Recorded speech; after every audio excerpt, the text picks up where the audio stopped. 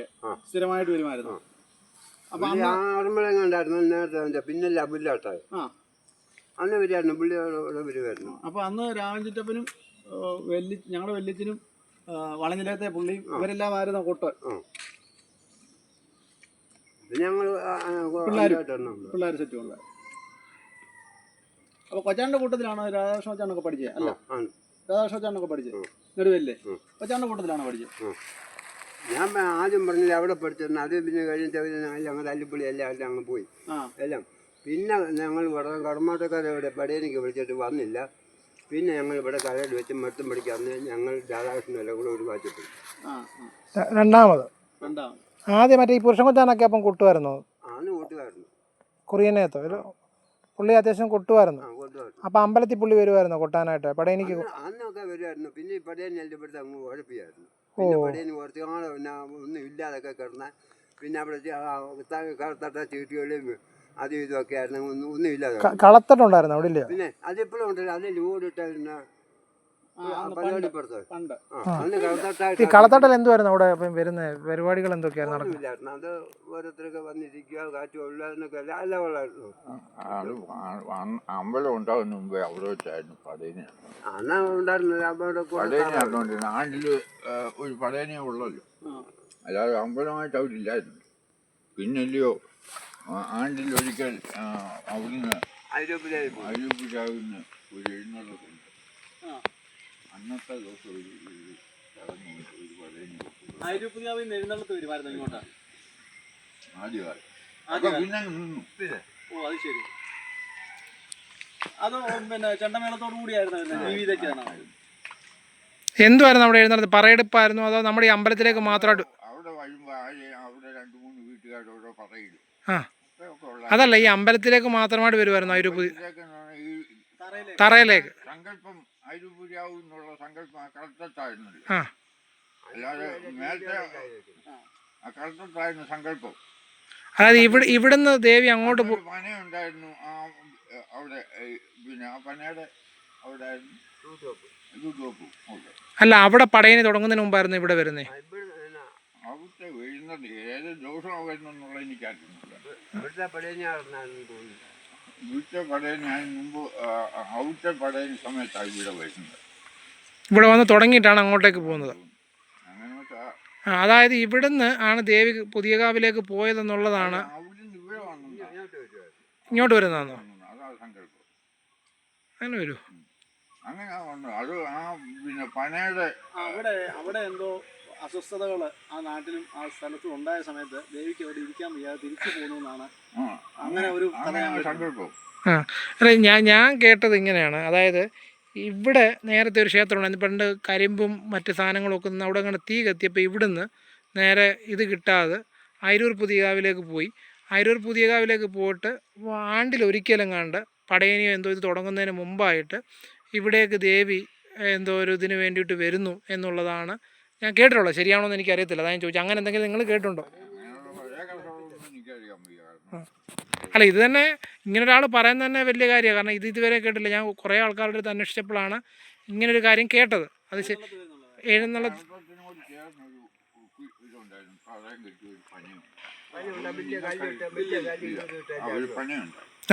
പനയുടെ വീട്ടിലായിരുന്നു അന്ന് ഒക്കെ കഴിഞ്ഞിട്ട് ഈ അമ്പലം ഉണ്ടായത്. അമ്പലം ഉണ്ടായിട്ട് അതിന് നാളായി. അമ്പലം ഉണ്ടായ പിന്നെ പനയെല്ലാം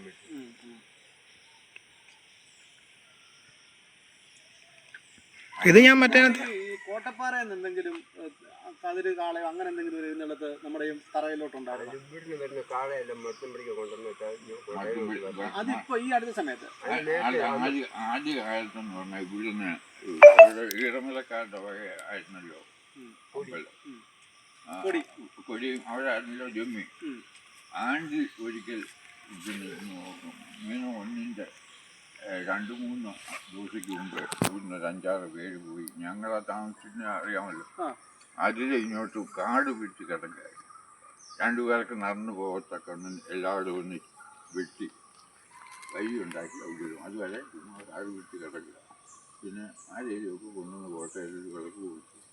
അങ്ങനെയൊക്കെയുള്ള ഉപയോഗമായിരുന്നു ഈ മീൻ. ഇത് പിന്നെ അവിടുത്തെ എടുത്തു കഴിഞ്ഞാൽ അന്ന് വരുന്ന 24 നെല്ല് വീതം കൊണ്ടുവന്ന് അവിടെ ആ ഒരു ദിവസം ഇടുക മാത്രമേ ഉള്ളൂ. അന്ന് പറ എടുത്ത് വേറെ വീട്ടിൽ നിന്ന് എടുത്ത് മൊത്തം വരുന്നത് ചെറുക്കര അവരുടെ ഇതിൻ്റെ മൂലസ്ഥാനം ചെറുക്കരയാണ്. ആ ചെറുക്കര കൊണ്ടുവന്ന് മൂലസ്ഥാനത്ത് അവിടെ വെച്ചിട്ട് അവിടെ കയറി അവിടെ എല്ലാം കഴിഞ്ഞിട്ടാണ് പറയിട്ടാണ് പിന്നെ മൊത്തം വരിക വന്ന് കെട്ടേക്ക് അവിടെ വന്ന് ഉത്സവം കഴിഞ്ഞ് അങ്ങനെയൊക്കെ ഇങ്ങനെ ചെറുക്കര എന്ന് പറഞ്ഞാൽ എവിടെ മനസ്സിലായോ? നമ്മുടെ കടയ്ക്കലെ വിഷ്ണുവിനോട്ട് കയറി പോകുന്നുണ്ട്. കുടുംബത്തിൻ്റെ നേരെ വന്നിട്ട് മൂലസ്ഥാനം കുടുംബം. അത് ഐ വിൽ കില്യു എന്നൊക്കെ പറഞ്ഞൊരു പുള്ളി ഉണ്ടായിരുന്നില്ല, ആ പുള്ളിയുടെ വീടാണ് കറക്റ്റ് അത്. നിങ്ങളുടെ കുടുംബമല്ല ഇപ്പം ഉണ്ടാവും. പിന്നെ മണ്ണഹരപ്പിൽ താമസിക്കുന്നു, പിന്നെ കടക്കത്തെ വീട് താമസിക്കുന്നത് നിങ്ങളുടെ വീടാണ്. ആശാൻ താമസിക്കുന്നു. ഞാൻ അവിടെ ആശാൻ്റെ കൂടെ 2 വർഷം കളരിക്ക് പഠിച്ചോണം. അവിടെ അന്ന് ഞങ്ങൾ വീടാണ് താമസിക്കുന്നത്.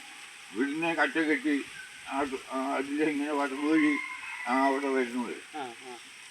അവിടെ വീട്ടിലത്തെ കളരിയിലാണ് വീട്ടില് അന്ന് ശിവനും പിന്നെ ഒക്കെ ഞങ്ങളെ പഠിപ്പിച്ചത്. ഗംഗാധരനൊക്കെ ഞങ്ങളുടെ കൂടെ ഒന്നിച്ച് പഠിച്ചത്.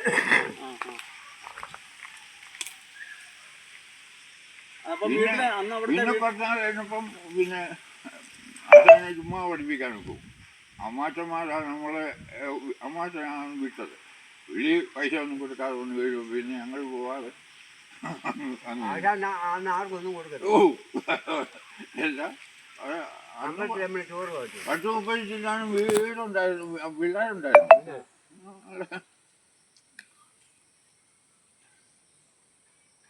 അപ്പൊ അന്ന് അവിടെ ആ കുടിപ്പള്ളിക്കൂടം പോലല്ലായിരുന്നു അവിടെ വീടിനോട് കളരി വെച്ചത്. അപ്പൊ അവിടെ ഒത്തിരി കുട്ടികളുണ്ടായിരുന്നു പഠിക്കാൻ. 10-30 പിള്ളേരാണ് ഞങ്ങൾ പഠിക്കുന്നത്. അപ്പം വല്യാശാനും ഉണ്ടായിരുന്നല്ലോ അവിടെ. വല്യാശാന അന്ന് ഞങ്ങളെ ആദ്യത്തെ ലക്ഷണം വെച്ച് വല്യാശാന്റെ കൂടായിരുന്നു. ഇവനൊക്കെ പഠിപ്പിക്കുന്നേ ഉള്ളൂ. അല്ല ഈ ഗോപാലനാശാന്റെ അച്ഛൻ ഉണ്ടായിരുന്നു അന്ന് അവിടെ? ഇല്ല, അതൊന്നും ഞങ്ങൾക്ക്. ഈ മടത്തമ്പടിക്ക് ഇത് കളരി വെച്ചതിന് ശേഷമാണോ അതോ അതിന് മുമ്പുള്ള കാര്യമാണോ ഈ പറഞ്ഞത്?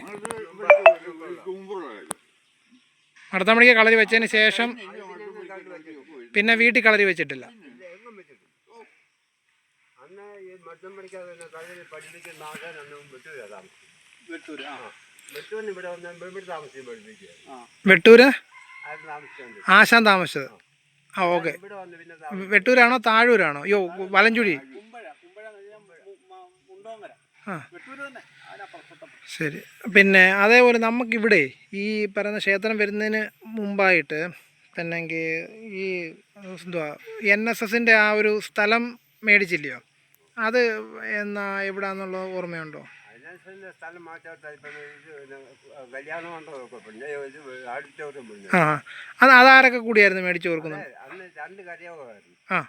NSS ശ്രീകൃഷ്ണ വിലാസം എന്നും പറഞ്ഞുകൊണ്ട് 2 കരയോഗമായിരുന്നു. പിന്നെ ഒന്നായത് കരയോഗം.